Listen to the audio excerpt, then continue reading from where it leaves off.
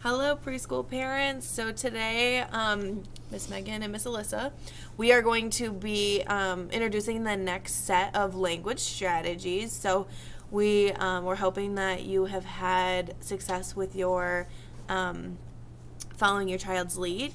This week, we're going to talk about some new modeling strategies. So what modeling is you are the model for your child's language. So that's going to be done this week through two different strategies. The first is naming and the second is commenting.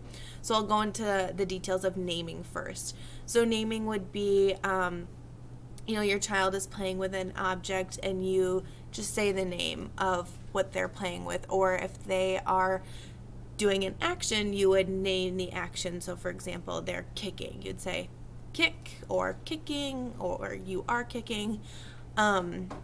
So the idea behind naming is that the more that your child hears the word, the more easily they will be able to remember it and add that to their vocabulary.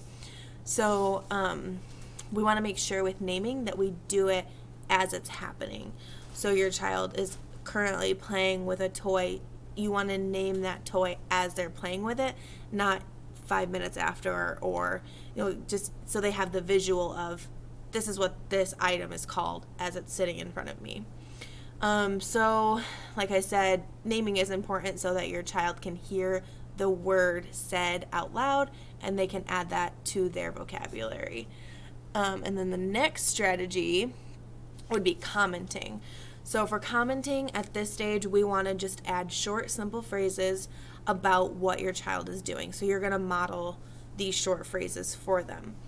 So for example, they are playing with I'm going to try not to steal Megan's thunder because she's going to talk about some activity ideas, but they are playing with food. You could say, you are cooking, or that food looks yummy, or something simple and short to just add in some language models about what they're doing.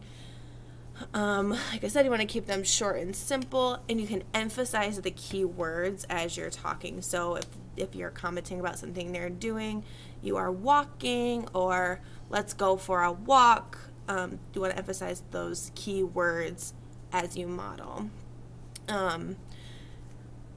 Another thing is going to keep the language natural. So while you're playing, it just as things come up in your mind as you're playing, you don't have to like add any unnatural language that wouldn't be said in a normal conversation.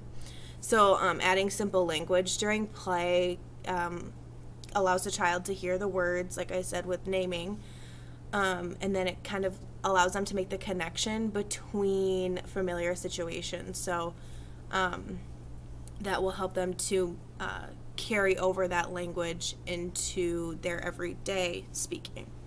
So now Megan's going to talk about some different activity ideas for naming and commenting.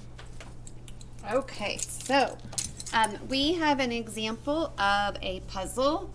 So this is really any activity that your child is interested in because, like we said from last week, you're following their lead. But if your child were doing a puzzle, this is a really simple one and very easy to just name. So when they're taking the pieces out or putting them back in, you're saying helicopter. So you're just telling them what it is. And when they take one out or put that one back in, like Alyssa had said, you're talking about what it is that they're doing right then. So you're saying fire truck, and then they can make that connection with the actual object that they see and the word that you've said. So it helps them to connect that word to that picture, that object, that thing that it is that they have in front of them. And then again, another puzzle. By commenting,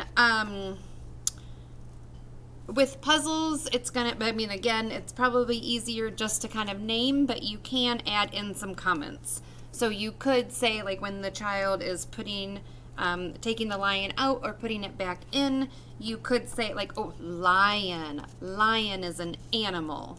So you're giving them a little bit more information about what it is that they're playing with or what they're doing. If you're doing something other than puzzles, so for example, if you were doing, I don't know, like pretending to be doctors and that sort of play, then you can comment and talk about what it is that your child is doing or that you're doing. So if your child was taking your temperature, you know, you could say, oh, checking my temperature, or temperature check. And like Alyssa said too, it's just very natural.